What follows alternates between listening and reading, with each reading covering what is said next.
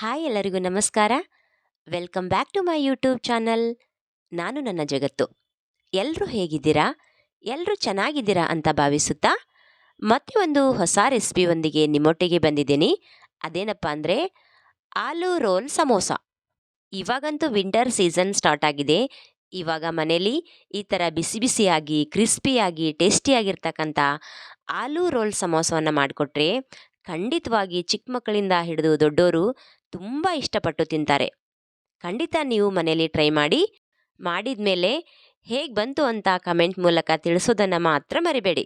ಹಾಗಾದರೆ ಈ ಒಂದು ಆಲೂ ರೋಲ್ ಸಮೋಸವನ್ನು ಮಾಡಲಿಕ್ಕೆ ಏನೇನು ಬೇಕಂತ ನೋಡ್ಕೊಂಡು ಬರೋಣ ಬನ್ನಿ. ನಾನಿಲ್ಲಿ ತಗೊಂಡಿದ್ದೀನಿ 3 ಮೀಡಿಯಂ ಗಾತ್ರದ ಆಲೂಗಡ್ಡೆ. ಈ ಒಂದು ಆಲೂಗಡ್ಡೆನ ನಾನು ಮೊದಲೇ ಬೇಯಿಸಿಟ್ಟಿದ್ದೀನಿ. ಅದೇ ಥರ ನಾನು ತಗೊಂಡಿದ್ದೀನಿ ಶುಂಠಿ ಮತ್ತು ಬೆಳ್ಳುಳ್ಳಿ ಪೇಸ್ಟ್, ಜೀರಿಗೆ ಪೌಡರ್, ಕೊತ್ತಂಬರಿ, 3ರಿಂದ 4 ಹಸಿಮೆಣಸಿನ್ಕಾಯಿನ ಕಟ್ ಮಾಡಿಟ್ಟಿದ್ದೀನಿ. ಹಾಗೆಯೇ ಒಂದು ಅರ್ಧ ಬೌಲಷ್ಟು ಗೋಧಿ ಹಿಟ್ಟು, ಕಾರ್ನ್ ಪೌಡರ್, ರುಚಿಗೆ ತಕ್ಕಷ್ಟು ಉಪ್ಪು, ಹಾಗೆಯೇ ಅಚ್ಚ ಖಾರದ ಪುಡಿ. ಬೇಕಾದರೆ ನೀವು ಚಿಲ್ಲಿ ಫ್ಲಾಕ್ಸ್ನಾದರೂ ತಗೋಬೋದು.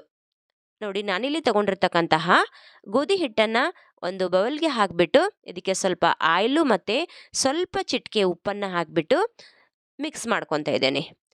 ಇದು ಚೆನ್ನಾಗಿ ಮಿಕ್ಸ್ ಆದಮೇಲೆ ಸ್ವಲ್ಪ ನೀರು ಹಾಕಿಬಿಟ್ಟು ನಾವು ಇದನ್ನ ಚೆನ್ನಾಗಿ ನಾದ್ಕೋಬೇಕು. ಒಂದು ಚಪಾತಿ ಹಿಟ್ಟಿನ ಹದ ಬರೋವರೆಗೂ ನಾನು ಇದನ್ನ ಇವಾಗ ನಾದ್ತಾ ಇದ್ದೇನೆ. ನಾದಿದ ಮೇಲೆ ಒಂದು ಅರ್ಧ ಗಂಟೆವರೆಗೂ ಈ ಹಿಟ್ಟನ್ನು ನಾವು ನೆನಿಲಿಕ್ಕೆ ಬಿಡಬೇಕು. ತಕ್ಷಣ ಮಾಡಬಾರ್ದು, ಇಲ್ಲಾಂದರೆ ಸಮೋಸ ಚೆನ್ನಾಗಿ ಬರೋಲ್ಲ. ಹಾಗಾಗಿ ಸ್ವಲ್ಪ ಹೊತ್ತು ನೆನಿಲಿಕ್ಕೆ ಬಿಡಬೇಕು. ನಾನಿಲ್ಲಿ ಬ್ರೆಡ್ ರೋಲ್ ಸಮೋಸ ಮಾಡಲಿಕ್ಕೆ ಗೋಧಿ ಹಿಟ್ಟನ್ನು ಬಳಸಿದ್ದೀನಿ. ನೀವು ಬೇಕಾದರೆ ಮೈದಾ ಹಿಟ್ಟನ್ನಾದರೂ ತಗೋಬೋದು. ಹಾಗೆಯೇ ನಾನು ಇದಕ್ಕೆ ಸ್ವಲ್ಪ ಆಯಿಲನ್ನು ಹಾಕ್ಕೊಂಡಿದ್ದೀನಿ. ನೀವು ಬೇಡಪ್ಪ ಅಂದರೆ ಸ್ವಲ್ಪ ತುಪ್ಪನ ಹಾಕ್ಕೋಬೋದು. ಈ ತುಪ್ಪ ಅಥವಾ ಆಯಿಲನ್ನು ಹಾಕೋದ್ರಿಂದ ಏನು ಪ್ರಯೋಜನಪ್ಪ ಅಂತಂದರೆ ತುಂಬ ಕ್ರಿಸ್ಪಿಯಾಗಿ ಬರುತ್ತೆ. ಹಾಗಾಗಿ ಇದನ್ನ ನಾವು ಹಾಕ್ಕೊಂಡಿದ್ದೀವಿ. ನೋಡಿ, ಇವಾಗ ಹಿಟ್ಟನ್ನು ಕಲಸಿ ಆಯಿತು. ಇವಾಗ ಒಂದು ಅರ್ಧ ಗಂಟೆ ಇದನ್ನ ನೆನಿಲಿಕ್ಕೆ ಬಿಡೋಣ. ಹಾಗೆಯೇ ನಾನು ಹೇಳ್ದಂಗೆ 3 ಸಣ್ಣ ಗಾತ್ರದ ಆಲೂಗಡ್ಡೆನ ಬೇಯಿಸಿಟ್ಕೊಂಡಿದ್ದೆ. ಈ ಒಂದು ಆಲೂಗಡ್ಡೆನ ನಾನೊಂದು ತುರಿಯೋ ಮಣೆನ ತೊಗೊಂಡ್ಬಿಟ್ಟು ಚೆನ್ನಾಗಿ ತುರಿದಿಡ್ತಾ ಇದ್ದೇನೆ. ನೀವು ಬೇಕಂದರೆ ಕೈಯಿಂದನಾದರೂ ಸ್ಮ್ಯಾಶ್ ಮಾಡ್ಕೋಬೋದು. ನೋಡಿ, ಇವಾಗ ತುರಿದ ಮೇಲೆ ಇಷ್ಟು ಪ್ರಮಾಣದಷ್ಟು ನಮಗೆ ಆಲೂಗಡ್ಡೆ ಬಂತು. ಹಾಗೆಯೇ ನಾನು ಇದಕ್ಕೆ ತೊಗೊಂಡಿರ್ತಕ್ಕಂತಹ ಶುಂಠಿ ಬೆಳ್ಳುಳ್ಳಿ ಪೇಸ್ಟ್, ಜೀರಿಗೆ ಪೌಡರ್, ಚಿಲ್ಲಿ ಪೌಡರ್, ರುಚಿಗೆ ತಕ್ಕಷ್ಟು ಉಪ್ಪು, ಕಾರ್ನ್ ಪೌಡರ್, ಸಣ್ಣದಾಗಿ ಕಟ್ ಮಾಡಿಟ್ಟಿರ್ತಕ್ಕಂಥ ಹಸಿಮೆಣಸಿನ್ಕಾಯಿ, ಕೊತ್ತಂಬರಿ, ಇದನ್ನೆಲ್ಲ ಹಾಕಿಬಿಟ್ಟು ಆ ಆಲೂಗಡ್ಡೆ ಜೊತೆಗೆ ಸಮ ಪ್ರಮಾಣದಲ್ಲಿ ಬೆರೆಯವರೆಗೂ ಕೈಯಿಂದ ಚೆನ್ನಾಗಿ ಕಲಿಸ್ಕೊತಾ ಇದ್ದೇನೆ. ಯಾಕಂದರೆ ಎಲ್ಲ ಇಂಗ್ರೀಡಿಯೆಂಟ್ಸು ಆ ಆಲೂಗಡ್ಡೆ ಜೊತೆ ಬೆರಿಬೇಕು, ಇಲ್ಲ ಅಂದರೆ ಅದು ಟೇಸ್ಟ್ ಬರೋದಿಲ್ಲ. ನೋಡಿ, ನೀವು ಬೇಕಾದರೆ ಇದಕ್ಕೆ ಸ್ವಲ್ಪ ಗರಂ ಮಸಾಲೆ, ಇಲ್ಲ ಅಂದರೆ ಸ್ವಲ್ಪ ನಿಂಬೆ ಹುಳಿನ ಇದಕ್ಕೆ ಹಿಂಡ್ಕೋಬೋದು. ಇನ್ನೂ ತುಂಬ ಟೇಸ್ಟಾಗಿ ಬರುತ್ತೆ. ನೋಡಿ, ಇವಾಗ ಸಮ ಪ್ರಮಾಣದಲ್ಲಿ ಚೆನ್ನಾಗಿ ಕಲಸಾಯಿತು. ಇದನ್ನ ನಾವು ಮತ್ತೆ ನೆನಿಲಿಕ್ಕೆ ಬಿಡೋದೇನು ಬೇಡ, ಸಡನ್ನಾಗಿ ಮಾಡಿಕೊಂಡ್ರೆ ಸಾಕು. ಹಾಗೆಯೇ ನಾನಿಲ್ಲಿ ಒಂದು ಸಣ್ಣ ಬವಲನ್ನು ತೊಗೊಂಡ್ಬಿಟ್ಟು ಇದಕ್ಕೆ ಸ್ವಲ್ಪ ಗೋಧಿ ಹಿಟ್ಟನ್ನು ಹಾಕ್ಕೊತಿದ್ದೇನೆ. ಈ ಗೋಧಿ ಹಿಟ್ಟಿಗೆ ಸ್ವಲ್ಪ ನೀರನ್ನು ಸೇರಿಸ್ಕೊಳ್ತಾ ಇದ್ದೇನೆ. ಒಂಥರ ಪೇಸ್ಟ್ ರೀತಿ ಇದನ್ನ ರೆಡಿ ಮಾಡ್ಕೊಂಡು ಇಟ್ಕೋಬೇಕು. ಹಾಗೆಯೇ ನಾನು ಆಗಲೇ ತೊಗೊಂಡಿರ್ತಕ್ಕಂತಹ ಆಲೂಗಡ್ಡೆನ ಇವಾಗ ಸಣ್ಣ ಸಣ್ಣ ಉಂಡೆಗಳ ಥರ ಮಾಡಿ ಇಡ್ತಾ ಇದ್ದೇನೆ.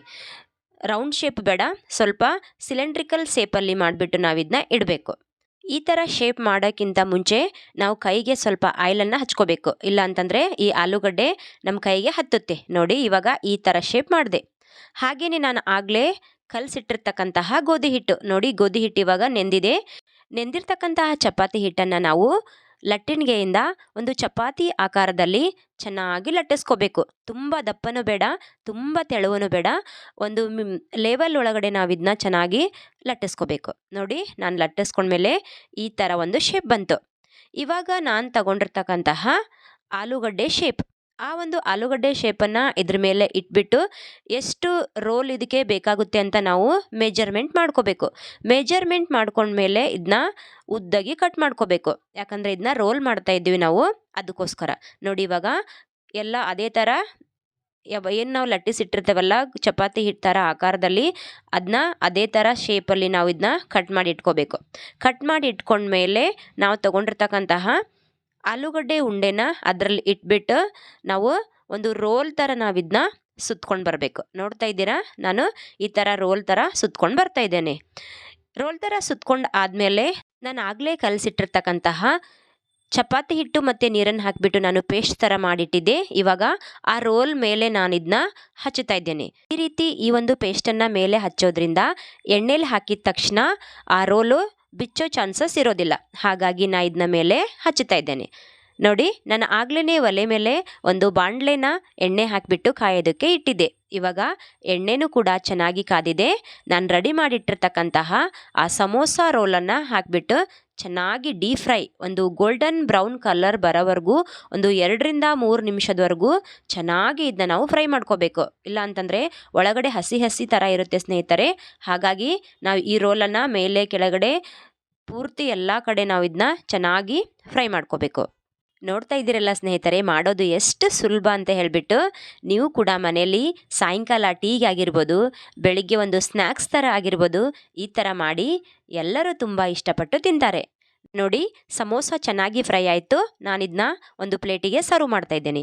ಇಲ್ಲಿವರೆಗೂ ನಾವು ಅಪ್ಲೋಡ್ ಮಾಡಿರ್ತಕ್ಕಂತಹ ಎಲ್ಲ ವಿಡಿಯೋಗಳನ್ನು ನೀವು ನೋಡಿದ್ದಕ್ಕೆ ಎಲ್ಲರಿಗೂ ತುಂಬ ಹೃದಯದ ಧನ್ಯವಾದಗಳು. ಹೀಗೆ ನಮ್ಮ ವಿಡಿಯೋಗಳನ್ನು ಹೆಚ್ಚು ನೋಡಿ ನಿಮ್ಮ ಫ್ಯಾಮಿಲಿಗೂ ಫ್ರೆಂಡ್ಸಿಗೂ ಶೇರ್ ಮಾಡಿ, ಲೈಕ್ ಮಾಡಿ, ಸಬ್ಸ್ಕ್ರೈಬ್ ಮಾಡಿ, ಪಕ್ಕದಲ್ಲಿರ್ತಕ್ಕಂಥ ಬೆಲ್ ಐಕನ್ ಬಟನನ್ನು ಪ್ರೆಸ್ ಮಾಡಿ. ಇಲ್ಲಿಯವರೆಗೂ ಈ ವಿಡಿಯೋ ನೋಡಿದ್ದಕ್ಕೆ ಎಲ್ಲರಿಗೂ ಧನ್ಯವಾದಗಳು.